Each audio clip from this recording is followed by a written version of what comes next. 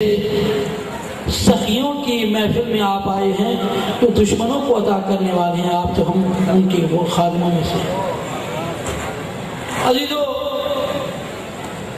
یکم شعبان المعظم، جس میں ایک ایسی سیدہ طاہرہ راضیہ مرضیہ عالمہ غیر معلمہ شریکت الحسین سیدہ حضرت زینب کبریٰ سلام اللہ علیہا کی ولادت کی شب ہے، جو محسنہ اسلام بھی ہے تو محسنہ شہید کربلا بھی۔ میں اگر یہ شعر شہید محسن نقوی کا پڑھ دوں تو یہ شاید اس لفظ کی ترجمانی کرے گا کہ امام حسین علیہ السلام کی عظمت کو دیکھیے کہ مولا کی عظمت کیا ہے۔ شہید محسن نقوی نے سیدہ کی عظمت پہ یہ شعر کہا، میں کہتا ہوں کہ اس شہید کی بخشش کے لیے یہی کافی ہے کہ جو اس نے یہ شعر کہا تھا۔ کہتے ہیں کہ خون شبیر کی ہر بوند کا مقروض بشر،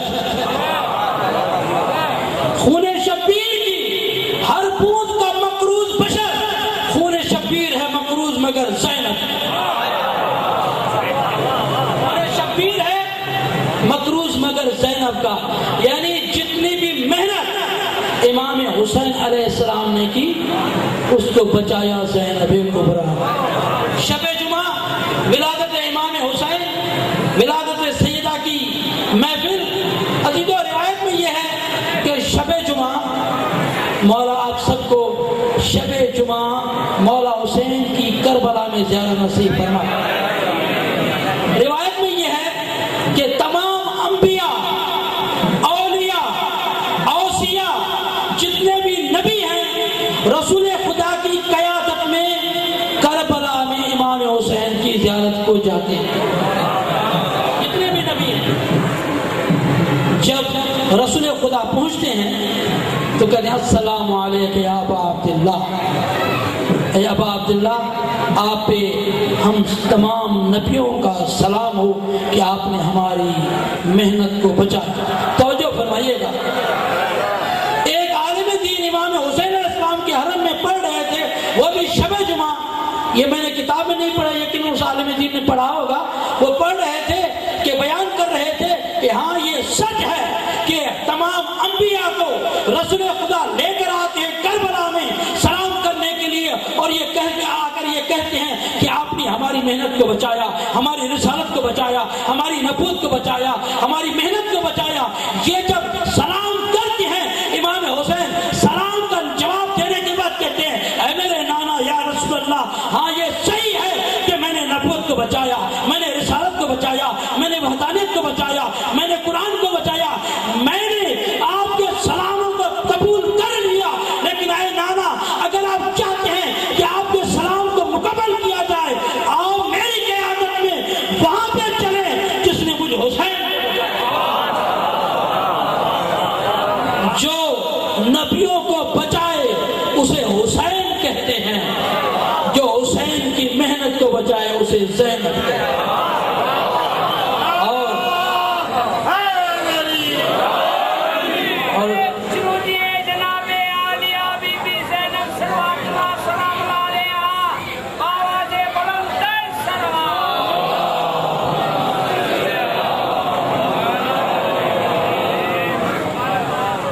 سیدہ کی آمد ہوئی اس دنیا میں مدینہ منورہ میں،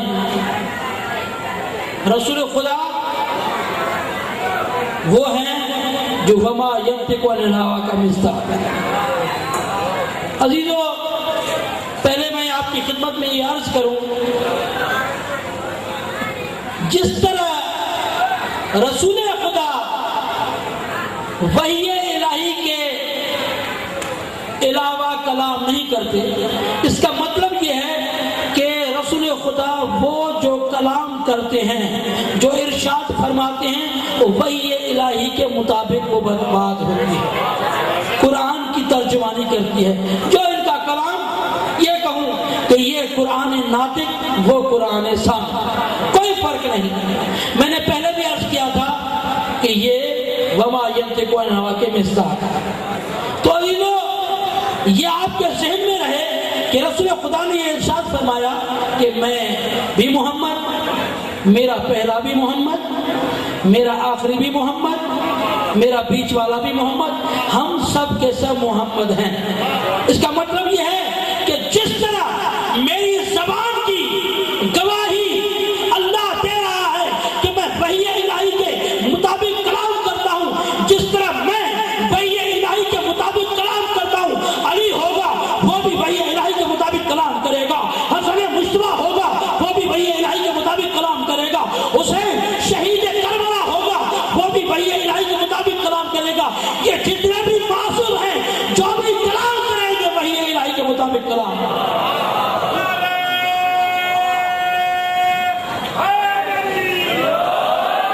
سیدہ کی ولادت ہوئی، نام کون رکھے کیا ہو؟ جب امام حسن کی ولادت ہوئی، جبریل نازل ہوئے، کہا یا رسول اللہ آپ کو اللہ نے سلام کہا اور کہا ہے کہ آپ کا یہ فرمان ہے کہ میری مثال اس امت میں ایسے ہے جیسے موسیٰ کی، توجہ فرمائیے، جس طرح موسیٰ نبی کی، تو جس طرح موسیٰ کا وصی ہارون تھا اسی طرح آپ کا وصی علی، اور جس طرح موسیٰ نے اپنی بیٹی کا رشتہ ہارون کو دیا تھا اسی طرح آپ نے اپنی بیٹی کا رشتہ علی کو دیا، توجہ فرمائیے گا۔ اور جس طرح ہارون کے دو بیٹے، اللہ بھی علی کو دو بیٹے دے گا۔ ہارون کے دو بیٹے تھے، ایک کا نام شبر، دوسرے کا نام شبیر، اس عربی میں شبر اور شبیر کہتے ہیں، ہم کہتے ہیں شبر و شبیر، عربی میں کہتے ہیں شبر و شبیر۔ تو حضرت رسول خدا کو جبریل نے کہا، اللہ نے کہا ہے کہ علی کے پہلے بیٹے کا نام شبر رکھو۔ شبر اس زبان جو حضرت موسیٰ کے زبان میں بولی جاتی تھی اس کا اگر ترجمہ کیا جائے تو حسن،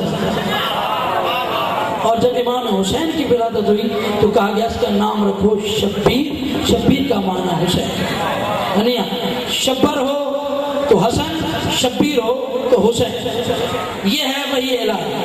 جب حضرت زینب کبریٰ کی ولادت ہوئی، سیدہ کی جیسے ہی ولادت ہوئی رسول خدا کو بشارت دی گئی کہ بیٹی تشریف فرما ہوئی ہیں، نام کیا رکھا جائے؟ تو یہ وحی الہی ہوئی کہ اس کا نام زینب رکھا، باپ کی زینت۔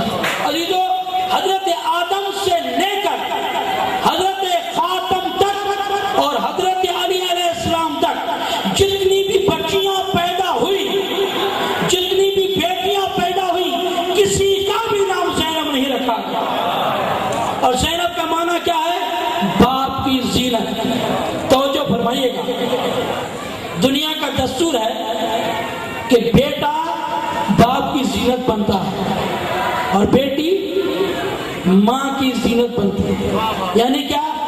بیٹا جب گھر سے نکلے گا، جو بھی کام کرے گا، جیسا بھی کام کرے گا، محلے والے یہی کہیں گے کہ جیسا باپ ویسی اولاد، جیسا باپ ویسا بیٹا۔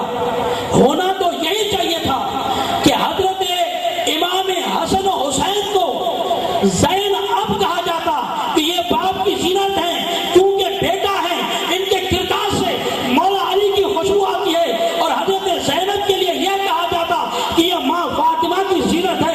لیکن عزیزو، دستور کائنات کو بدلا گیا، کیفیت کو بدلا گیا کہ حضرت حسن و حسین زینت بنے رسول خدا کی، اور زینب زینت بنی ہے مولا علی۔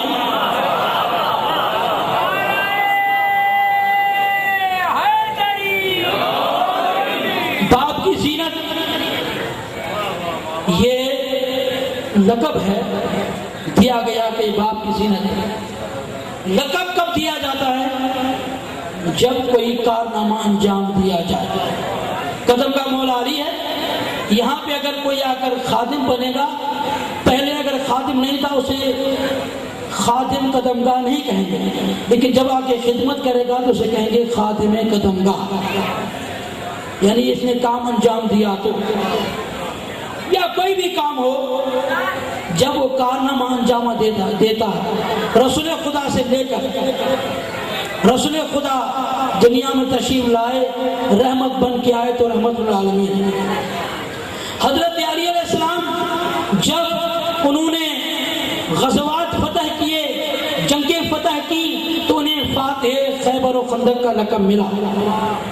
حضرت امام حسن مجتبیٰ کو بھی لقب ملا، تو کردار انجام دینے کے بعد مولا حسین نے کربلا میں قربانی دی تو سید الشہداء کا لقب ملا۔ امام سجاد نے سجدے کیے تو سید السجاد کہا گیا۔ حضرت امام باقر علیہ السلام نے علوم کے باب کھولے تو باقر علوم کا لقب ملا۔